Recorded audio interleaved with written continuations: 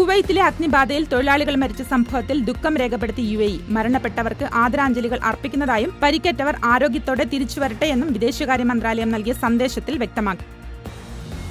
ഗസയിലെ ആശുപത്രികളിൽ ഇന്ധനം തീർന്നതിനാൽ വെടിനിർത്തൽ നടപ്പാക്കണമെന്ന് US state secretary Antony Blinken. പലസ്തീനിലെ വിവിധ ദുരിതാശ്വാസ ക്യാമ്പുകളിൽ കുടിവെള്ളം പോലും ലഭ്യമല്ല. വെടിനിർത്തലിന് തയ്യാറാകാത്ത ഇസ്രായേലും ഹമാസും മനുഷ്യത്വത്തിനെതിരെയാണ് യുദ്ധം ചെയ്യുന്നതെന്നും UN കുറ്റപ്പെടുത്തി.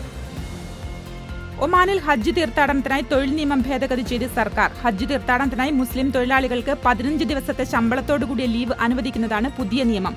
ജോലിയിൽ പ്രവേശിച്ച് 1 വർഷം കഴിഞ്ഞവർക്കാണ് ഈ ആനുകൂല്യം.